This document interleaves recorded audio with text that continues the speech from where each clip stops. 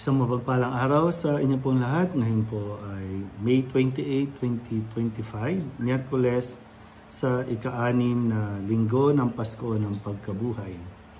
Ating pong unang pagbasa at pagninilay sa araw na ito ay hinango mula sa Mga Gawa ng mga Apostol, chapter 17, verses 15 and verses 22 to chapter 18, verse 1.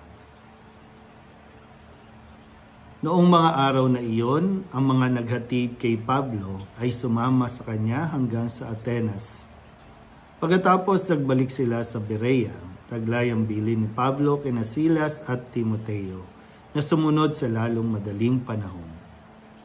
At si Pablo ay tumayo sa harap ng kapulungan ng Areopago at nagsalita, "Mga taga-Atenas, napapansin kong buhos na buhos ang inyong kalooban sa relihiyon.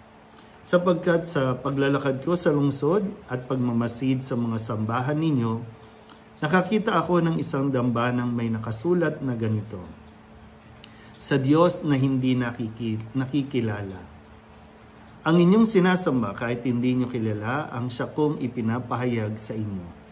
Ang Diyos na gumawa ng sanlibutan at ng lahat ng naroroon, ang siyang Panginoon ng langit at lupa.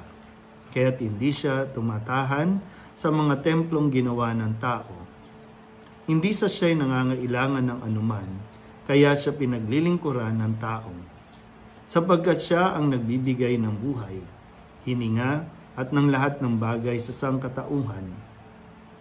Mula sa isa'y nilikha niya ang lahat ng lahi sa balat ng lupa. Itinakda niya ang kanya-kanyang panahon at hangganan. Ginawa niya ito upang hanapin nila ang Diyos. Baka sakaling sa kanilang pag-apuhap ay matagpuan siya.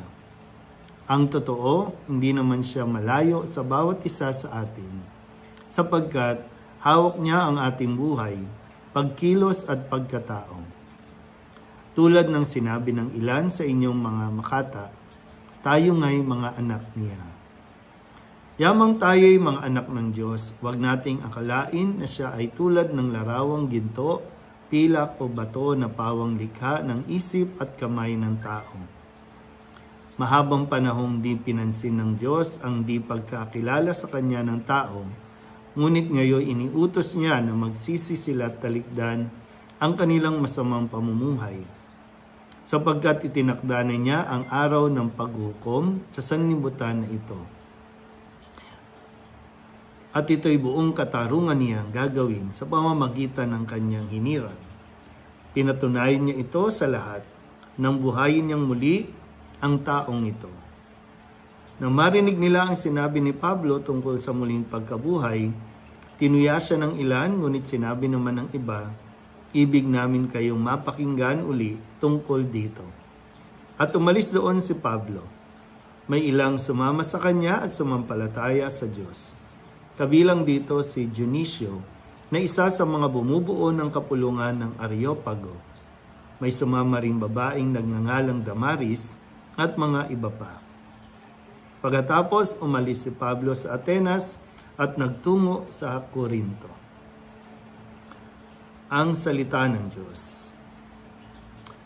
Muli po, isang mapagpalang araw sa inyo pong lahat. At sa pagpapatuloy po ng ating pagninilay sa mga gawa ng mga apostol na kung saan ay kanilang pinapahayag sa pamamagitan ng pagmimisyon. Pag sinabing misyon o pagmimisyon, pumupunta ka sa iba't ibang lugar at doon ay pinapahayag mo ang mabuting balita. At syempre, katulad nga ng karanasan nila Pablo, pumunta sila sa Atenas o Athens na doon ay talagang kilala sila sa napakaraming mga Diyos-Diyosan. So may mga Greek gods or goddesses na naririnig tayo, no, maging sa mga pelikula. At ito yung kanilang kultura, yung pluralistic na at yung kanilang mga filosofiya, no? Ito yung kultura doon.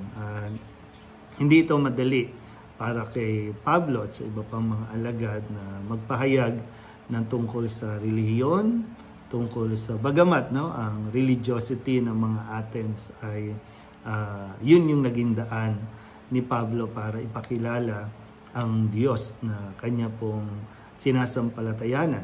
Ulitin ko po, no? Maraming Diyos-Diyosan na kinikilala ang mga taga-Athens at sinamantala din ni San Pablo na meron doon sa Diyos na hindi nakikilala. At yun yung kanya po naging entry point para magpahayag. No? Hindi para baguhin ang kultura nila, kundi para ipahayag ang pananampalataya sa isang Diyos na atin pong sinasampalatayanan. Kaya talaga naman po, no, na maraming intriga at marami pong mga pagsalungat, no, ang mararanasan ng isang taong nagmimisyon sa ngalan ni Kristo.